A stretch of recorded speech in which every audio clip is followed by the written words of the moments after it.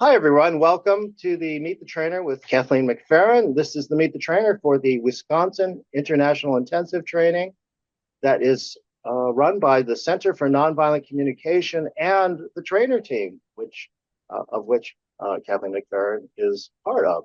Just as a reminder, this is going to be recorded. Your image and voice will be used in social media to promote this event. Your presence is a gift to us. Thank you for being here. We will not be recording the breakout rooms. Kathleen Macferran is our certified trainer and assessor for Retired assessor. she's a retired assessor. Thank you. Yes, emeritus. So I'm really excited that Kathleen is here. Catherine is someplace else. I'm really excited that Kathleen is here. Kathleen has a number of years of experience, and I can't even go into it. So I just want to hand it over to Kathleen. And by the way, Tricia Martin is here. Tricia is going to be helping us out with tech support. So if any tech issues, any questions, you can send them to Tricia. Any other questions, you can send them to me. Kathleen, I'm so happy you're here. I'm so happy you said yes to this event. Take it away. Thank you so much. This is really something there's something about the virtual space where you don't know until the last minute and suddenly people from the past pop up or new people pop up and there's all this like warmth and excitement and then curiosity and so I'm kind of still in that space. It's so sweet to see faces that I know and lots of curiosity to meet those of you that I don't know yet. I wanted to say a little bit about why I'm here and why I try to bring the consciousness of nonviolent communication to the world. And very, very specific to these times. Like these are great times of polarization where I'm experiencing heartbreak. It's just occurring in our inner circles, like in our homes and in our families. The places really that are meant to be our sanctuaries. They're experiencing the ruptures that are almost tearing us apart at the seams, it seems like. Because almost daily, I'm just hearing this despair. Like there's been so much hurt in my family between, my parents, my children, my siblings. And how do we talk after that much hurt? Like, is it possible to even come back together again? And so I just find across the board in different circles that I'm in, there's this longing to go back to relationships that are relationships of refuge once again. And all of those ways that we start to bring refuge back to our intimate relationships are also the same practices and principles I found that we can also work toward mending our social fabric. Like, I do think we're entering a time where we desperately need reconciliation work, where we need repair work. And that's critical as we're moving forward, but we also need to reimagine what it's like to live together. Like if we reimagine our social systems, our social structures, what would that be like? How can we fund those based on our deepest core needs and the resources that are available and reimagine our social structures in ways that people can thrive, collectively that we can thrive? So that's really my the heart and my intention of why I'm pursuing this work and why I want to gather in spaces where we can learn from the wisdom of each other. We can learn from all the experiences we bring because there's not a single person on the planet that's the same, right? We're not completely alike, but we have so much to learn from one another. So that said, I'm curious why you're here. I'm curious why you're on this call. I'm curious what you're looking for in the world right now, and I'm curious what would draw you to 10 days to spend with people that you don't know. And you can be specific if you want, but also kind of broad categories, like I'm looking for support in my workplace or support in my families, or trying to figure out how in my spiritual community we can move through conflict together. But feel free to put that into the chat. I would love if you would unmute and let me hear some voices. That would be great too. Why are we gathered here?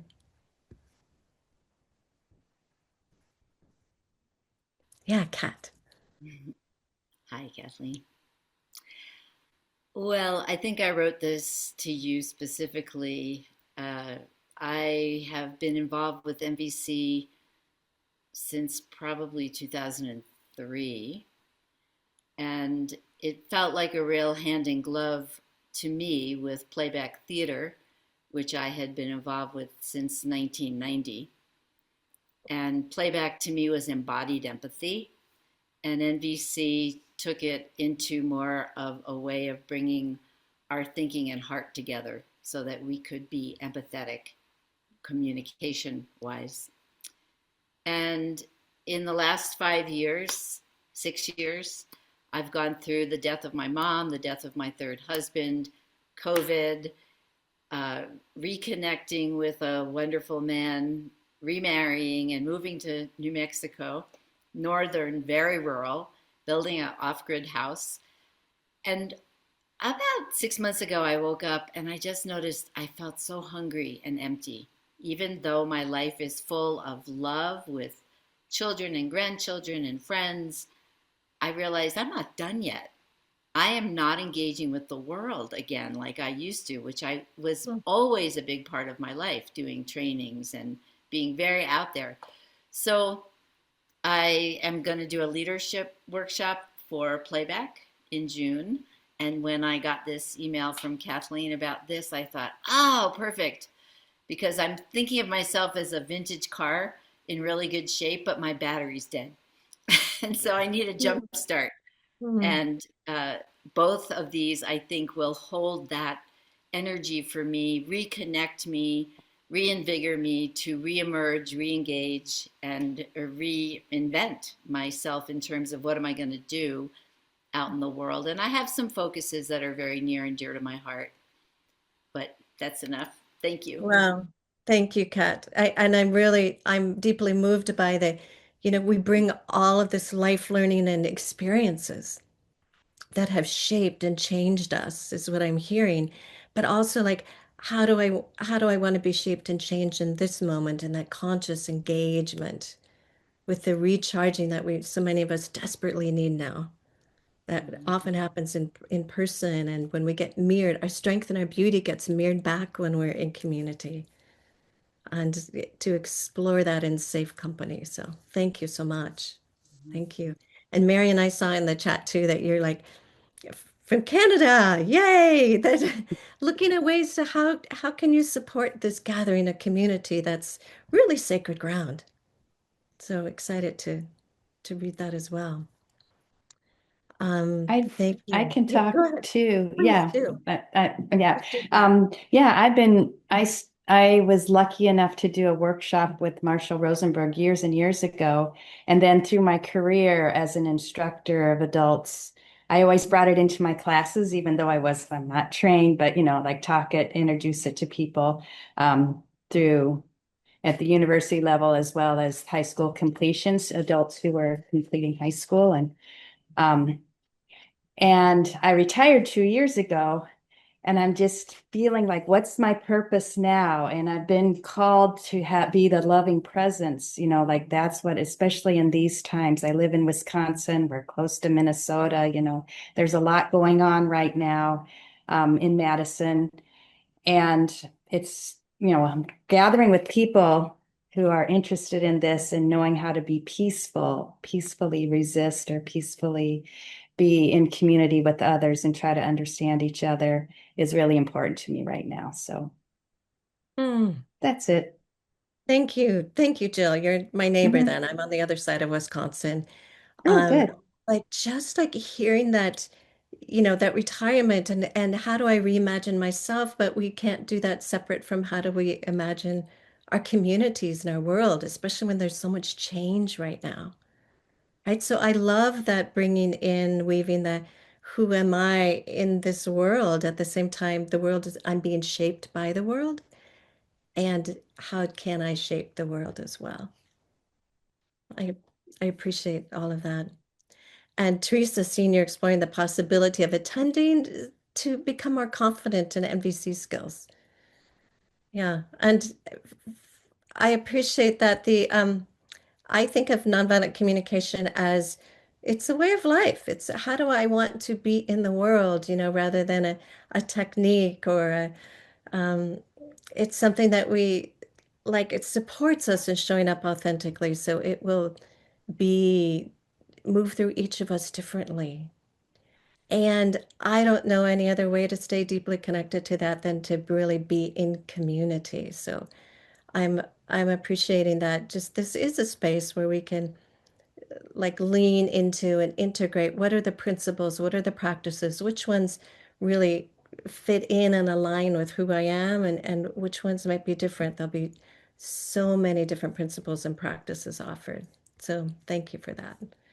I like the learning street giraffe. Like, how do I make it more, how do I make this, language natural so that I can connect to different people in different contexts? Which will be important in what we're talking about today, too, is how do we find common ground and being able to not sound like a robot, but to really adapt to people is really critical. Yes, and Emma, thank you for that. The also certified trainer and wanting to offer presence and learning opportunities to grow and to thrive. Well, terrific. Anybody else want to share why you're here or what particular you might be looking for in searching out a 10-day training?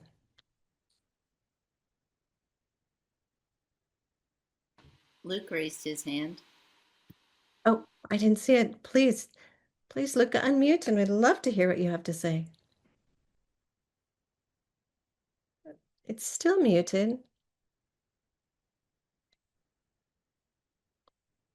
All the way from Belgium. Okay, There you so go. my microphone is working. So as you can see, I am from Belgium. My mother tongue is not English, so if there are mistakes, don't forgive them, but we will try. So the reason that I will participate in this formation is a little bit about my life. I would say once for the family. My parents lost two children, and how you manage the pain and the things are saying around this death of the two children. That's one part. The second part is I was for more than 27 years in the DRC in Africa, where there are many armed conflicts until today, but today I'm in Belgium. I know very well the problem in Ukraine. So for me, is the question how we also, I am for one thing, maybe happy that the polarization is not only there where you are, but also in Belgium. So we have a lot of problems also in Belgium, how to deal with this tension, how we can connect the different communities together. That's for me the most important thing. I have few experience with nonviolent communication. I read a lot of books, but this will be the first formation, spectral formation. So for me is to find the way who to manage in the one side my personal experiences, and in the other side who can we connect people together. Yeah. And to share the pain and the joy. Yeah. Mm. Yeah, I just noticing how deeply moved I am by naming a level of trauma that is so intensely deep. Sometimes it's like, how can we continue to live after? And both what you named is like an interpersonal, personal trauma within the family, as well as systemically. Mm-hmm. How do we live and how do we navigate oppression and when resources are used by some and not others, and where there's just a depth of people's lives, people's livelihoods being deeply connected. And so I appreciate you naming like grief is such a part of the process of how we navigate this world. And you also mentioned the joy, like how do we find balance and grounding in the middle is something that every day I'm trying to tend to as well. And it'll be sweet in community to share the different practices we have. There are so many. So I really appreciate you holding both those like individual, interpersonal, as well as the systemic curiosities. Mm-hmm. Yeah, thank you. Thank you, and welcome to everybody else who's joined. Yeah, I think off of that one, I want to, oh, please go. I just want to point out Harry Yes, yes, unmuted. yes, please. Yes, thank you. I just wanted to say that I would like to spread the word. That's it. I think it's one of those things that I wish I could have known better or known earlier in my life, and to put it in practice. Yes, it's something I was checking the boxes like, oh my God, oh. So it really touched me reading the book and the material, and so I've been a lot into learning more, and I think this is a good opportunity to do something formal to contribute, Mm, and also to for myself because I have a lot of uh, defects and issues. Uh, I would like to use it in my family as well, and yeah, mm, and I'm from Venezuela, so I also put that in my notes, which is we've been in conflict for 25 years, and that's still happening. So families are separated, and we have this polarization, very radical on both sides, and kind of after 25 years, people kind of get used to that type of violent language, and they kind of tend to forget how things were before, you know. So mm, mm, I am hopeful that things will change soon, and we've seen things changing now, and I hope I can bring that knowledge to connect people and bring peace. mm, mm. Thank you for that. Wow. Yes, it's not just doing this work for ourselves, but really doing this work for all those around us, for our countries, for this world. And what an important focus. Yeah. And I just feel so much grief at the years and decades and decades and decades of around the world in different parts of the world in different forms that life has been so hard, that there's been so much harm. And it also puts a fire under me to gather together to find out how do we, reimagine how we can live differently. Yeah, thank you for that and welcome. Yeah, great. So for those of you who have recently joined, we've just been talking about why are we even considering gathering together for 10 days in person? And anybody else want to say anything before I move into how do we start looking at where we finding common ground when it seems like we're so polarized?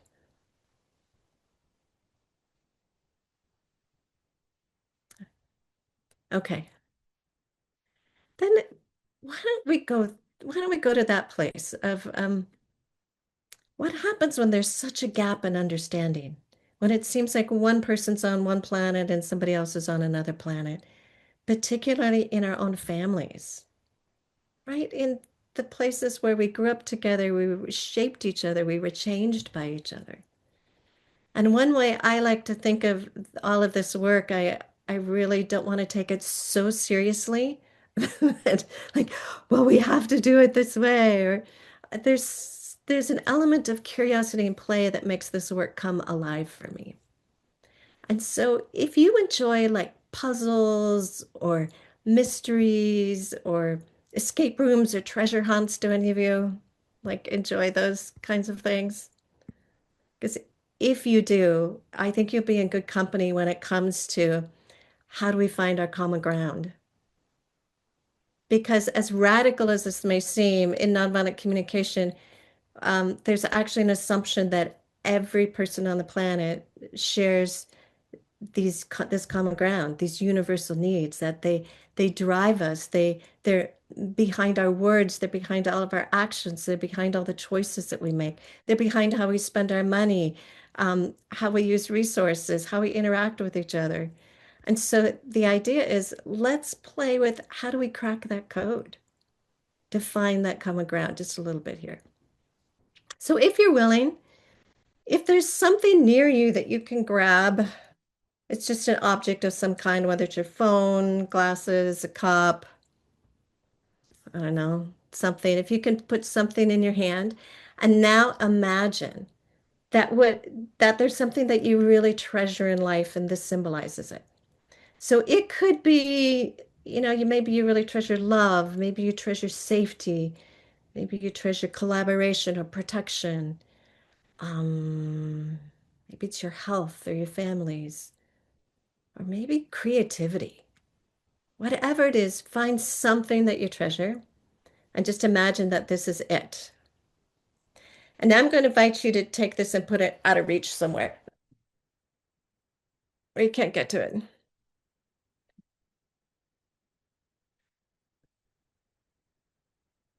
And imagine that you will never have that in your life ever again. Breathe in that kind of world. And I'm wondering how you feel. Write in the chat, open, unmute. I love to hear voices. What do you notice in your body? How do you feel thinking that you will never have access to that, to whatever it is that you treasure again? I want to cry thinking Sadness, about that. Yeah, a lot of crying, sadness, grief. dead and scared, grief, hopelessness, Despair. despair. Yeah. It's a discouraged heartbreak. Yeah. I notice for me, I feel panic. There's a sense of uh, how is it even possible to go on? Like panic. Yeah. And so, not to leave you in that place too long, I invite you to go find it and pick it up again. Bring it back close to you. It's back in reach, back in reach. So now imagine that you have access to this 24/7. Whenever you want, as much or as little as you want, it's just always there. It's available somehow. And how do you feel now? Again, I'm seeing some hand signs. It looks like some dancing moves, calm, Grounded and peaceful. good, peaceful, safe. Wow. Powerful and connected. Yeah, Expansive. expansive. I like that. Relief, joyful. Yeah, my whole body's just having these waves of, oh, I didn't realize how uptight I was when it was out of reach, even though I knew it was going to happen. It's amazing. Alive, yes, alive. That sense of wow. And if you've just joined us, that sense of taking what you care about and moving it close into your body and welcome, welcome.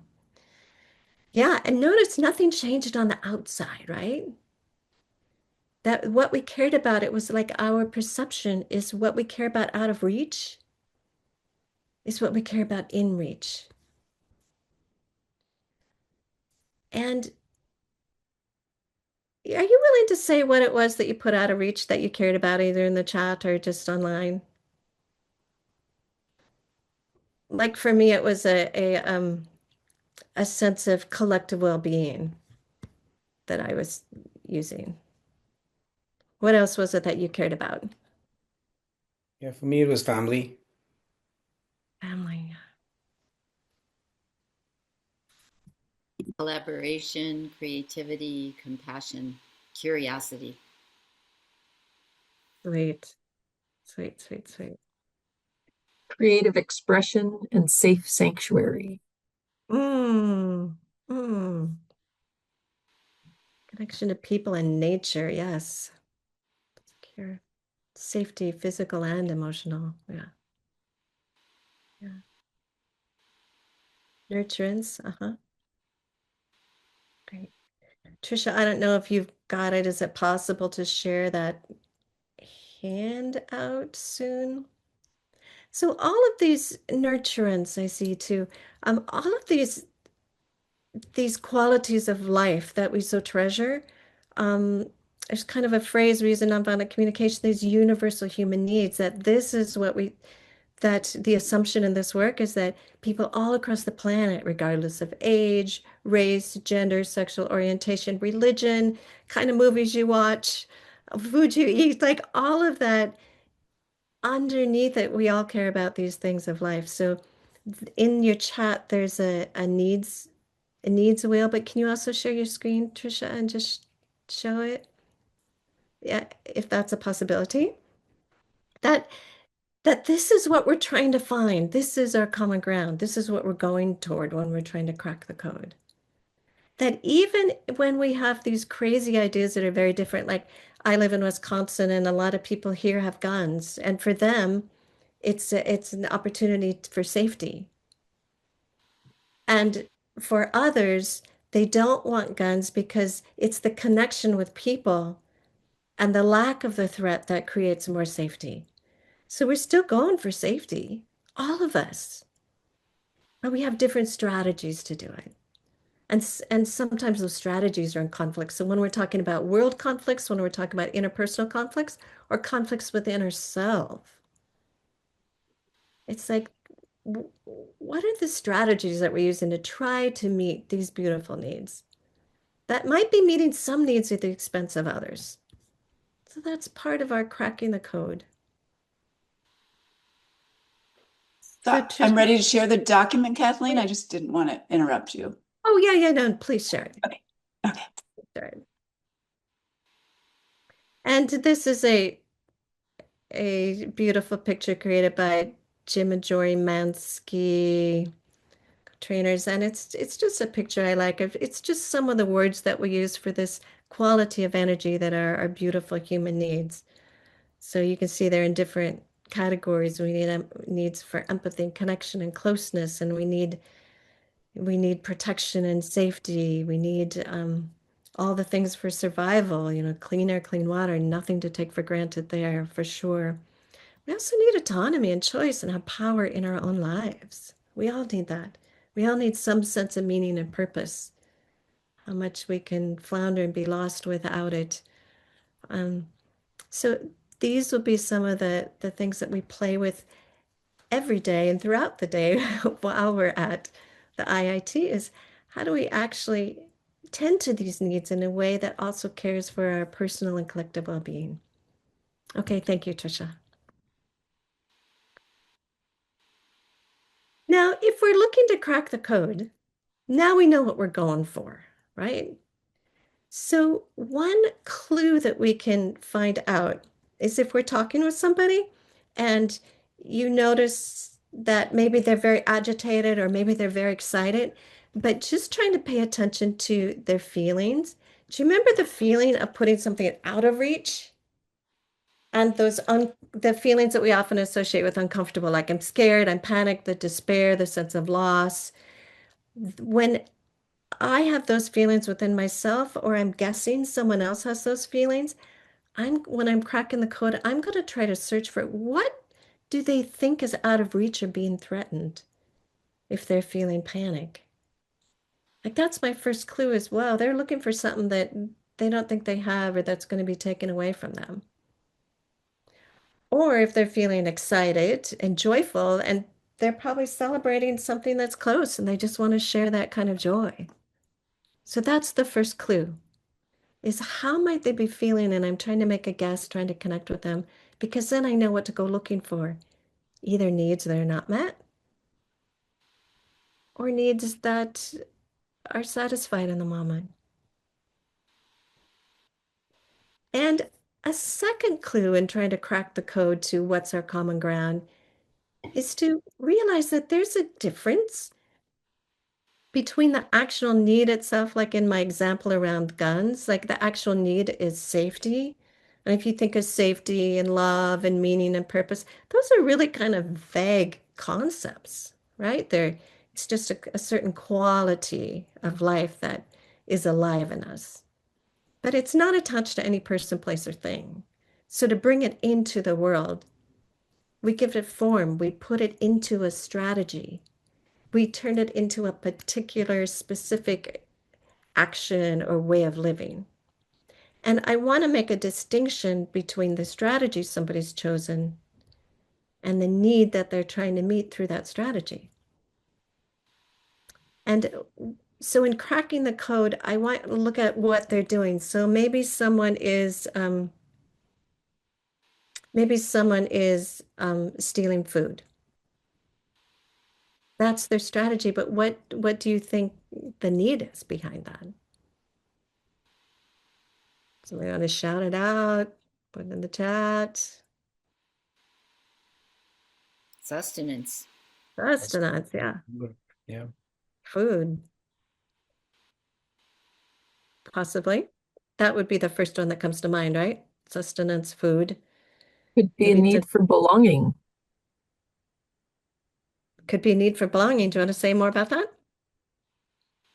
Well, I used to run youth housing programs, and the youth were often stealing things, and it often didn't have to do with the thing they were stealing. It often had to do with an attempt to make contact in the community. Attempt to make contact, or an attempt to be safe, get safety. If you follow the codes and the norms of this group, that's yeah. So there, we don't really know. Like, there's a lot of different possible needs through any one strategy that we choose. We're often trying to meet multiple needs at the same time.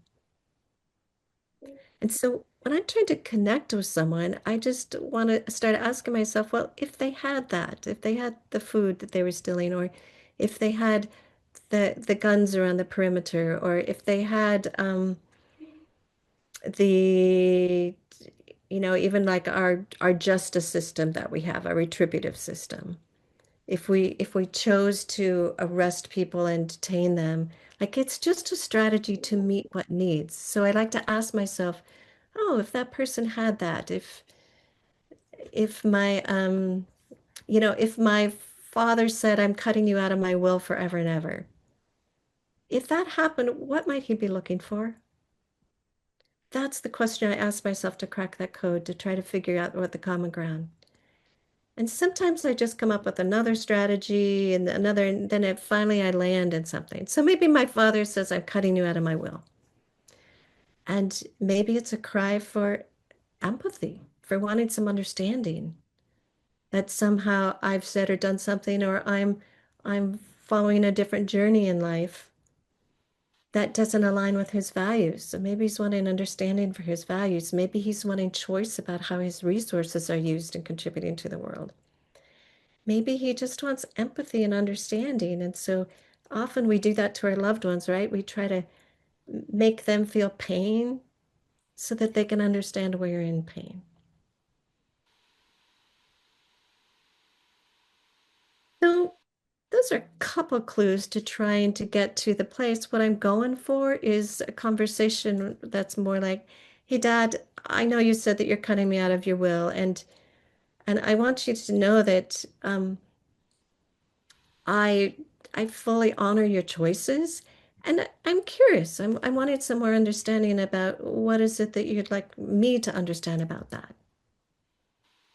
And then maybe we would be in dialogue, and maybe he'd say, well, you're just ruining your life, so I don't want to contribute to that. Okay, if I'm ruining my life, I just want to, he might be irritated, so there's something out of reach for him. What might he be looking for? So, Dad, do you feel scared? Are you scared for my own safety? Is it that? And he could say yes or no. But I'll stop here. Questions. Does it make sense? I think that's the first thing. It makes sense that we're looking for what are those core human needs, and then we're trying to discern between all the strategies and words that we use on what they are.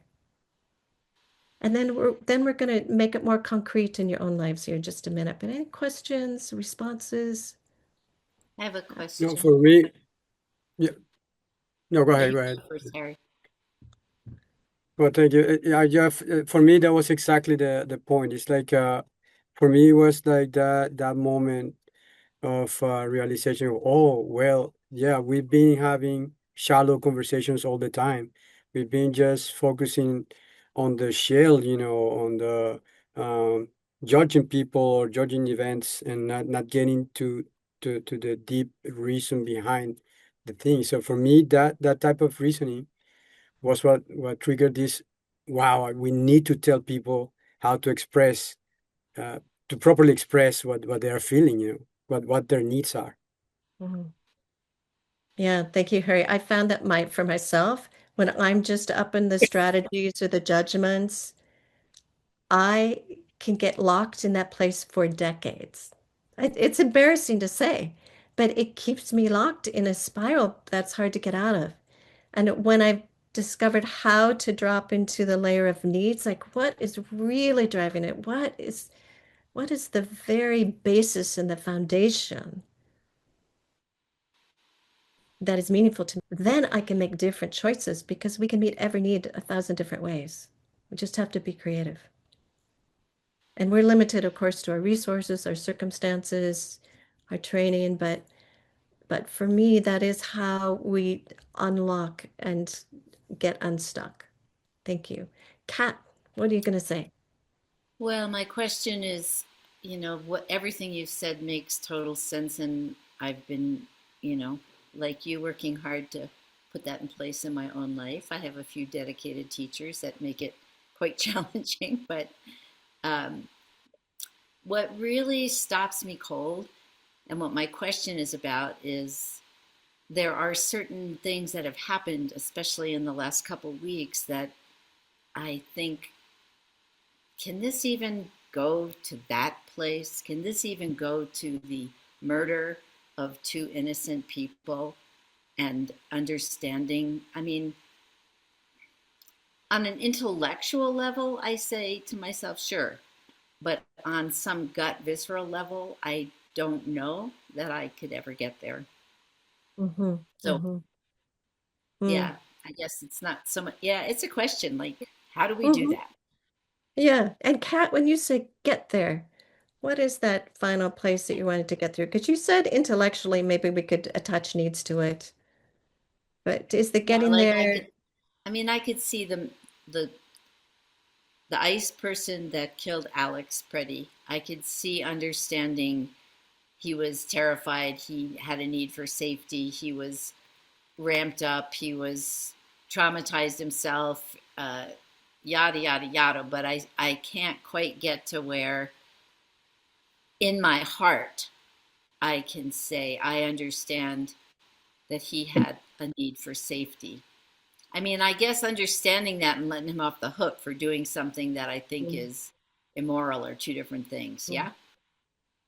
Yeah, thank you. I imagine there are just an entire pool of needs that we're trying to tend to. So the getting there for me would be how do we tend to all the needs that have risen in such a traumatic situation? And accountability is one of those needs, right? Or justice is one of those needs. And protection and safety are one of those needs. So just understanding why somebody did something is not enough. It's like, how then do we tend to those needs for ourselves and for our whole collective world? How do we tend to them? How do we create the conditions in which those actions won't be the strategies people choose, Mm-hmm.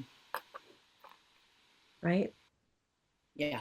Because those strategies don't happen just in a void, they happen in a context in which those strategies make sense to some degree. And so I really appreciate your question and the amount of work. And I don't know if there's a place we're supposed to be. That's why I'm asking, what does it look like for you? Mm-hmm. But for me, it would be there's a whole, but grief work is key, really deeply, deeply, deeply mourning. Mourning what's lost, because in grief work, we tend to the needs, even if we can't tend to them in the way that we long to. There's at least some tending to them. Mm-hmm. So that's a very kind of short touching into it. How does that land for you? It's landing. Thank you. Thank you. Anything else somebody wants to I say before I invite you? Yes. I had one question. It was much more basic in terms of it makes complete sense in terms of like I would have never connected guns to, I mean, it makes sense, but someone basically owning guns, you know, coming from India, that was not even it's not an option. And then to know that there's like a community that supports that, and there's another community that is not supportive of that, and then both have their needs. I think that makes sense from the strategy lens. When you're looking for something beyond the strategy, when you're looking for those needs, and maybe this is what the training would go through, but how would you know what feelings to look for? Like here in gun safety, it's very clear, but in a lot of times, especially in relationships, um, if someone's using a strategy, someone might be yelling, someone might be just reacting differently. Mhm. How do you not kind of mess up? Like, what if you basically tried as you're searching for the needs and you end up, identifying a completely different feeling and that worsens the situation, right? How do you get to that point? I love your question. First of all, we will mess up, expect to mess up, and part of the training is to enjoy messing up, but knowing how to repair when we do. Because I don't know what's going on for another person. I just know that they're yelling at me and screaming, Kathleen, you only pay attention to yourself. You never do any work around this house. Like I don't know. Do you want more support? No. Why do you always go to that? I Yep. no. You wanting some acknowledgement for all that you do? No, you're never wrong. So we just kind of hang in there, and the more that we hang into with genuine interest and care, it's the genuine interest and care. It's not the words, right? That eventually, if we stay with it, I think we start to surface. Often core needs emerge out of that. Sometimes like, yeah, I want more respect, but eventually it's really, no, I want to know that I matter. I want Mhm. to know that you value my voice. Right? So there's all these layers that we can go through, but you're absolutely right. Like once we kind of the first thing we do in cracking the code is we want to bring to the surface and put on the table what it is that we're actually trying to tend to. Is it mattering? Is it respect? Is it safety? Is it just that you're exhausted and want some more support? Do you want empathy? Like once we know what we're trying to tend to, then it's really important to be incredibly creative and throw the kitchen sink if we want to. That's a weird English phrase, isn't it? To throw the kitchen sink at something. It means to throw everything at something, to um, be creative. Well, what can we do to tend to those needs? And often we'll say, well, I just want you to bring take home dinner every night. I want you to go out and bring dinner home every night so I never have to cook. That's the kind of support. And then we could say, oh, so less time in the kitchen would be good support for you. And I'm worried about our finances. I don't know how we can afford to have, dinner. So how can we give you less time in the kitchen? And how can we, also take care of our finances? And then you throw out another strategy and it's like, oh, that would really tend to these two. But now I'm realizing that, I don't know how to tend to the particular foods that my body needs, my health. And Mhm. so then you just start building and creating from there strategies that are likely to work. And then you try them out because they may be great ideas, but actually in practice, they don't work as well as you want. And so you keep reviewing and tweaking and changing and growing. And it's that flexibility and that creativity that we build over time, where we stay connected and with the criteria being, are the needs being tended to that we want tended to? That's for me the criteria of all the social systems. If we have a social system for justice, is it actually tending to those needs? And whose needs is it tending to and whose isn't it tending to?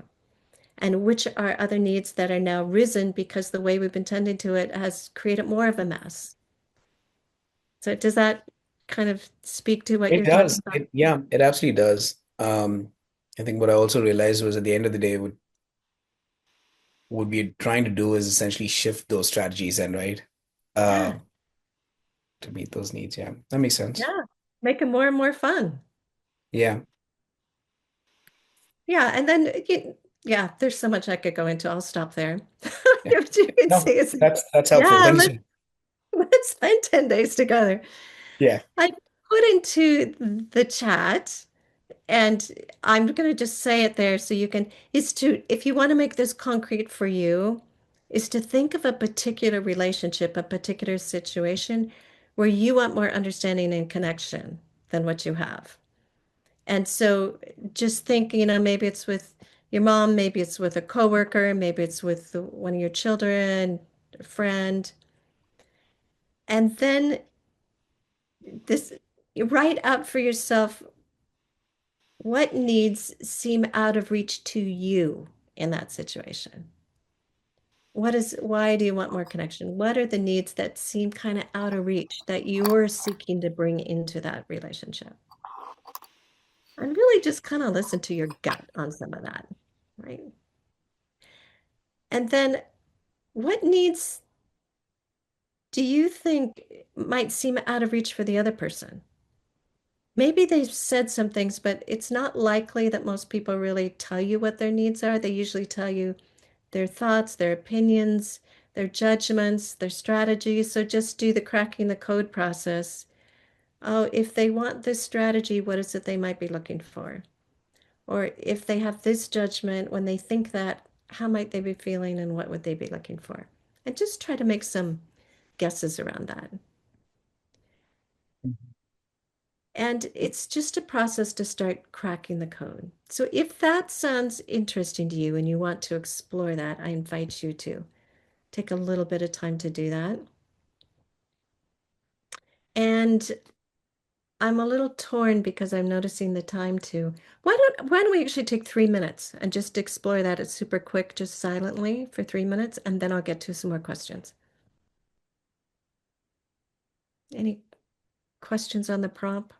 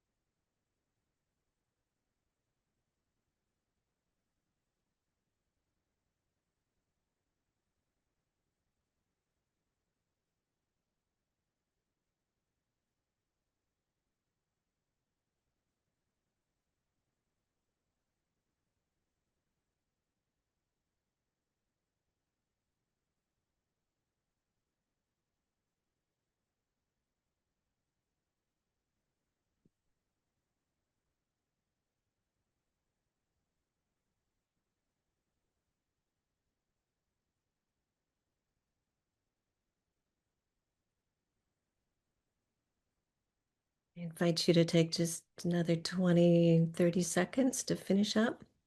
And if anybody's needing some support to get to at least one need for yourself and one need for others, let me know.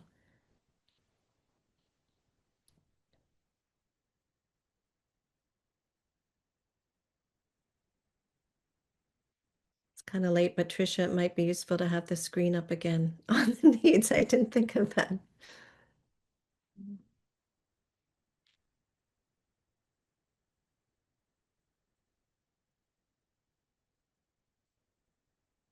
Thank you. So if that supports anyone for the last 15 seconds.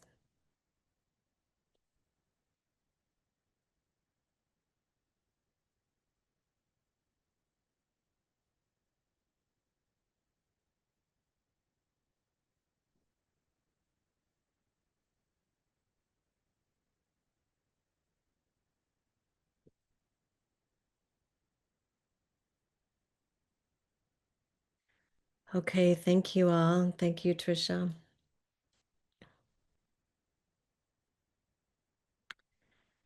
I'm curious if anybody wants to say, what was that like your experience, like how did it feel to be taking that situation and looking for the needs rather than looking for however you usually replay that experience? Maybe a couple voices and then I'll pass it over to Eric.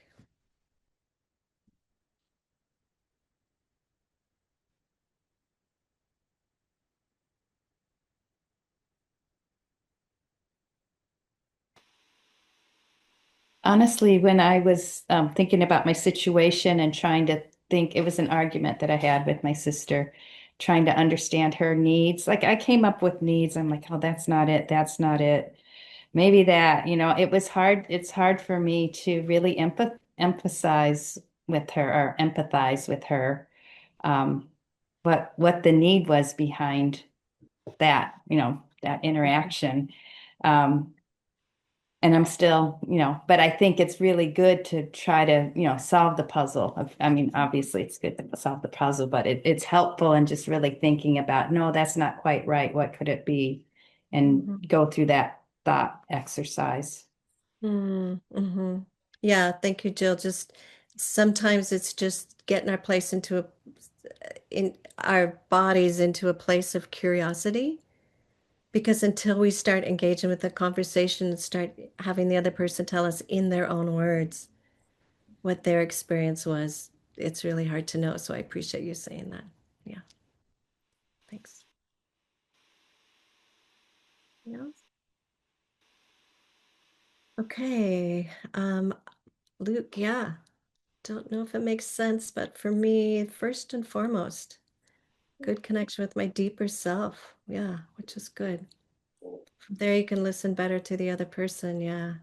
Yeah, I appreciate that. Kind of, there's something about the connecting with yourself and what's important to you first.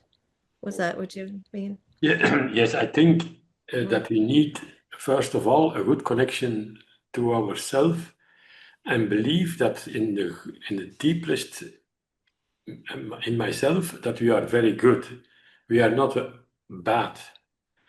We are not wrong, but how we express, how we listen to each other, it starts sometimes from things who are going in our deeper ik, deeper I. So for me, it's very important.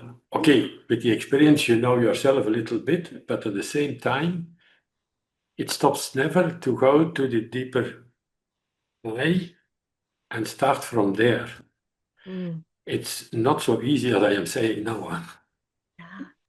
Now, I really appreciate that because in this work, there are three modes that we can access at any point in time. And that first one is that deep self-connection. What is really our deepest truth, our deepest self, our deepest authenticity? And from that place, we can then listen to what that might be true in another person, or we can express that to the world, our deepest self. So I appreciate you naming that. Yeah, thank you. And Marion, what do you have to add? Well, I'm just noticing I've been practicing MVC for like 26 years, and I'm noticing how powerful these exercises are that we think of as just entering into the exploring the ideas or developing our understanding of the ideas.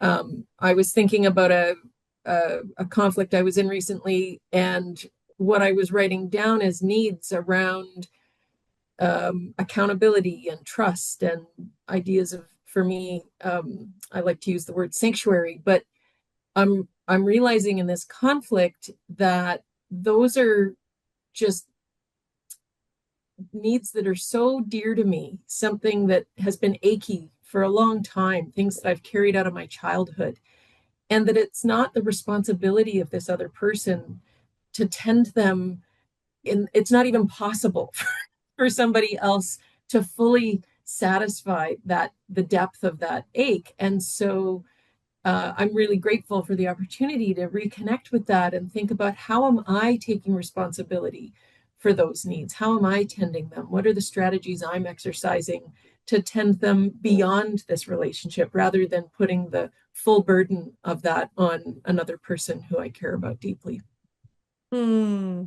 Yeah, beautiful. And just how I think of it as sacred work to do that work in front of the other person, to also say these deep core needs of mine that I wish could be met 360 degrees, and every interaction is showing up in our interaction. So for you to know that I treasure these so much, and I'm not holding you responsible, I'm taking responsibility, and I want your support I love in that that. invitation. Thank Yeah. you. Yeah. No, thank you for that work. Yeah. Thank you all. Wow, I wish we could keep going. Oh, Kat, you have something else you want to share? Then I'll pass it to Eric. Just quickly, that your invitation to mourn really opened up. So I thought of a situation with the wife of a friend. I consider her a friend as well, but we're extremely polarized politically.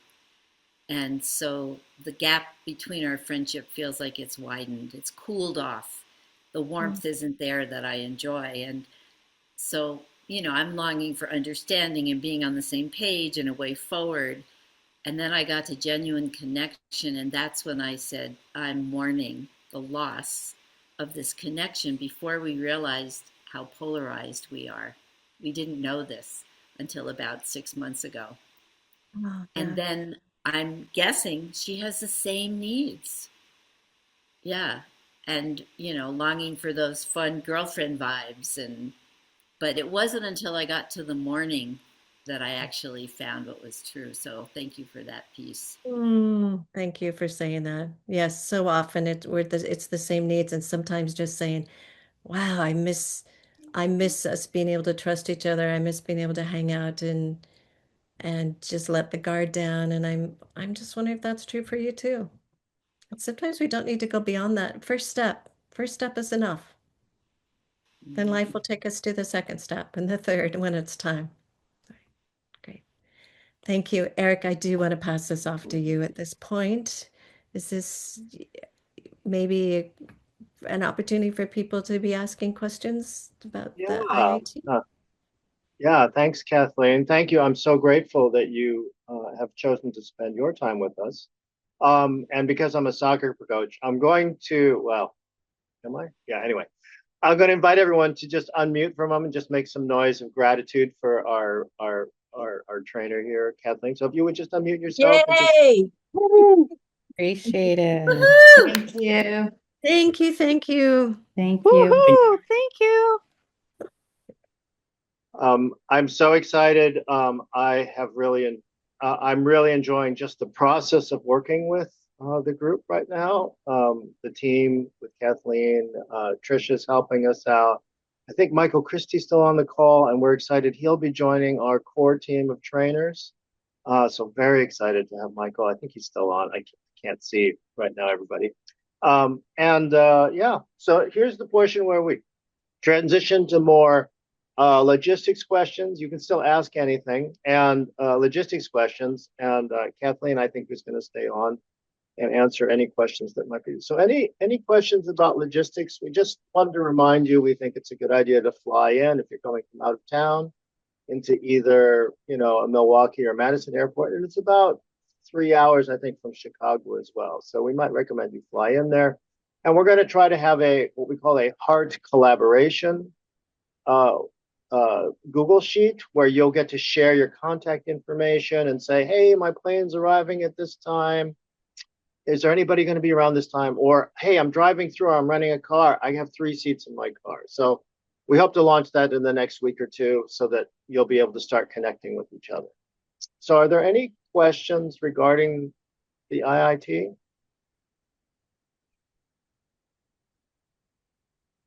I had a question, not with respect to the logistics, but with the actual course. Is there do you have not a curriculum, but kind of a plan for of course you have, but something that you can share, kind of a plan for those 9 days in terms of how you would progress through those 9 days?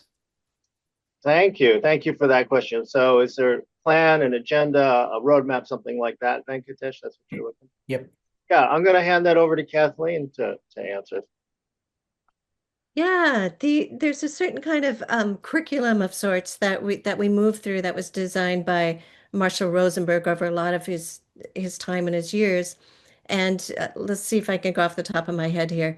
We'll be looking at like the inner world, our inner world, and the inner systems that we have, our own sense of that deepening self, that self-empathy, and tending to our own needs. That we'll also go to empathy for others. Like what does that look like? What do we mean by that? What are practices and skills?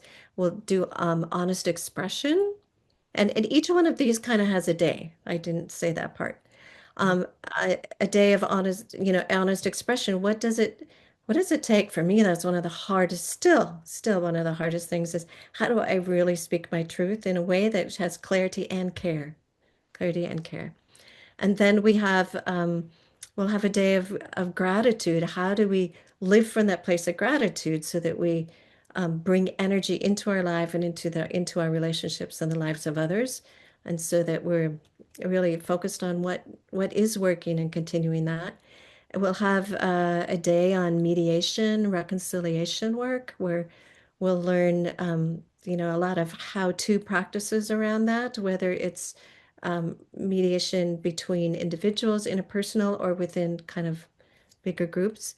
Will there also be a day that we're calling social change? In other words, how do you reimagine social systems? How do you review and keep what's working? And then the places where we have the gaps, how do we close those in and make them work better so that they work for all people all of the time? I guess the dream that maybe someday that'll be the case. There's also a day that we talk about things like schools and prisons and particular places that we would like to bring this work into. And that's kind of the curriculum for the 9 days. There's also another layer in that while we're there, we're going to be co-creating and living some of our own systems. So one of the first things we put in place is how do we want to deal with conflict when it emerges within our own system, and what are the practices we want to place, who are the resources, and what's the beauty of the conflict? Like it tells us something really important is not getting the attention that it needs. And so we'll also be living several processes that we'll be weaving into the curriculum. The other piece I want to say, my answers are so long, I know, Eric, sorry. The other thing I want to say is that it's a co-created curriculum. Like those are the big broad themes. Each one of the trainers will bring their own different take and different practices, so you'll have a lot of variety, as well as you tell us what you want to work on. You tell us where you want to apply these practices. You share with each other the practices that you already know and bring it into the space. So in the evenings, there's a place for participants to be offering all sorts of activities. Thanks a lot. Yeah. That's very helpful. Thank you. Thank you, Venkatesh, for the question, and thank you, Kathleen, for the answer. I think the only thing I would add, if I may, is that I think for me, the IITs are actually a co-created experience, which means that your requests matter to the team, your requests. So if you can make a request for, hey, it's now day 4, I'd really like something on mediation, or I really didn't get the self-empathy piece. Could we do, could we do another session on self-empathy? And then again, requests and offerings, this is what Kathleen was saying, this really is in a lot of ways participant, again, co-created. So you can offer something, you can ask for something. And then we'll have support trainers as well there that are certified trainers. You can ask them questions. It's a collaborative process in the end. It's a co-creative process. So thank you for the question, Venkatesh. You can, there's the program, and then there's the responsiveness from the team to the program, and it's what you, the participants, bring to co-create it. Because honestly, if it was just me and the trainers, actually, we'd have a pretty good time. But it's always better when we have participants there. So well, I don't learn as much if there's not participants. Sorry, Kathleen. Any other questions? Yes, I have a question. Which advice you will give us to prepare ourselves better for the session? Is there something that we can read, that we can prepare? What is your advice?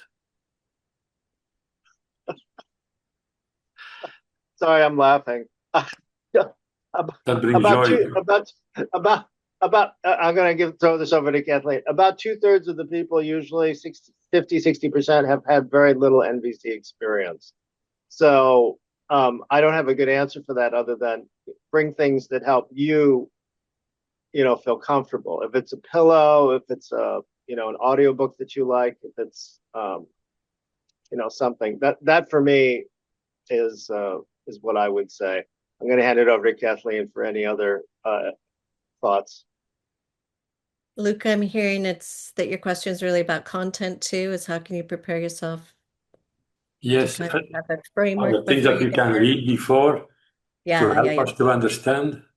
Yeah, I'm pretty sure, Eric, you can nod or not that we can send out a big resource list to people who are registered.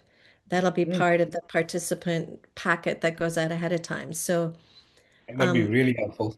yeah, if you go to the cnbc.org, there's a lot of books that trainers from around the world have written. That's there, but there's also so many videos and um, yeah, but let's send out a resource list. Does that sound good, Eric? Yeah. It sounds great, and you should watch Kathleen's video over and over, Luke, before you come for sure. Yeah, it's a great question. I would always say, from a technical point of view, Marshall's original book that was written by Marshall and edited by Lucy Liu. I think that's a great. It's a starting point that gives a roadmap. But there's so many great books available. This is also the reason I laugh a little bit. There's so much available. I couldn't even tell you for sure. It's all so personal. So yeah, we can send you some for sure. And Marion just put that title in the chat. Thanks, Marion. Thank you, Marion. And Teresa, did you have a question? I do. I'm a pre-registrant and I'm was looking at the pricing for a single room, which is very expensive, but wondering how people are matched up if they wanted to share a room.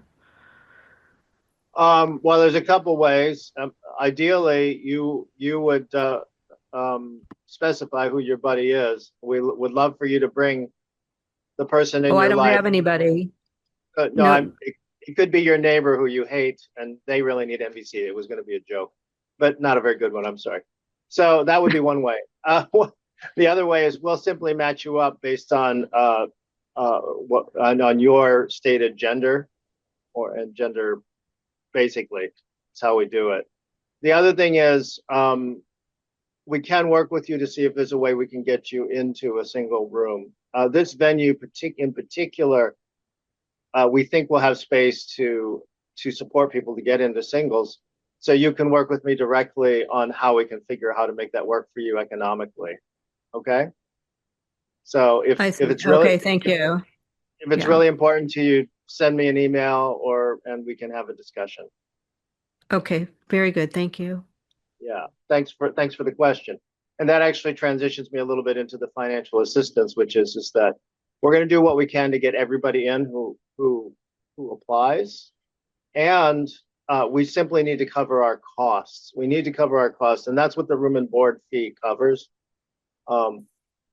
So, and then on top of that, we say this is free. Everybody pays for room and board, and then we say, okay, tuition is on top of that, and we really ask everybody make an offer for tuition. And let's just say in this example, you offer, and I'm just throwing out a number, you offer 2,000. So if you offer 2,000, that's great. That 2,000 goes to paying the trainers, the organizers, and everything else.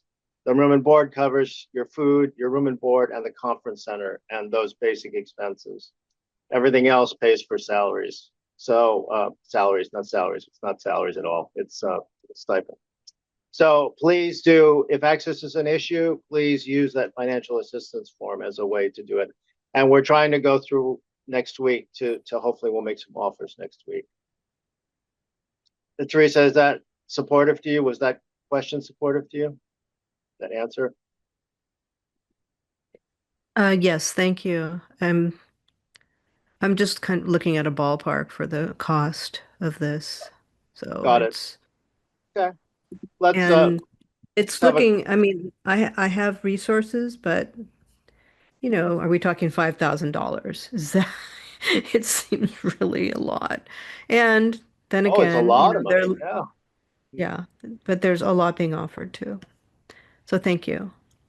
Yeah, thanks. Thanks for the acknowledgement. And yeah, it is. It's a huge investment by you, and we look at it that way. It's, you know, even though it's 9 days, it's really for you, and it's probably like 11 days plus, you know, if you're on a fixed income or you're taking time off work. So it's not $5,000. It's a lot more than $5,000, which is why we offer the financial assistance. So we want to get people to there. So thank you for pointing that out, Teresa. I appreciate that.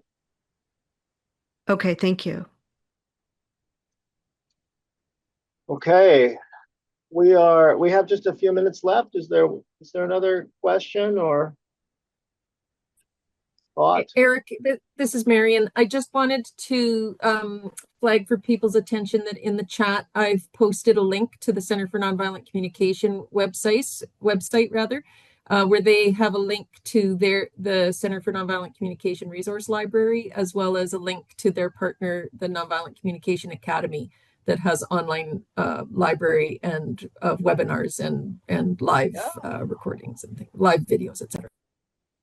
Yeah, actually, you're right. So there's the CNBC, the Center for Nonviolent Communication, has started posting a whole bunch of videos to their YouTube channel of Marshall, which is kind of great. We've been needing that, number one. Number two, the Academy, I think, has a 30-day free online class you can take. It's self-directed. So that might be an option as well if you like that kind of thing, in addition to the book. So thank you for that, Marion.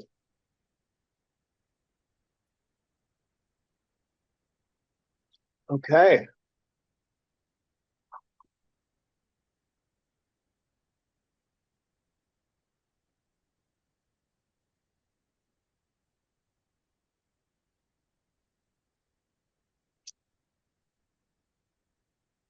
Does that look like it does it for us? It Final does. question? Okay. So, Thank you. Sorry, go ahead, Kathleen. I was just going to say thank you all for being here. Your time is important, and I appreciate it. Yes. Thank you, Kathleen. Thank you, Tricia. Thank you. everyone. Thank you very much. Please Yeah, invite thank all you. your friends, all the people you think have to have non-violent communication in their lives so they can communicate with you better. That's a joke. So, but seriously, we'd love to have you. We'd love to have other people in that you know come. So please let us know what we can do to support you to attend. If you'll all unmute and make a little bit of noise, we will say goodbye. Bye-bye. Thank you. Thank you. Bye-bye. Bye.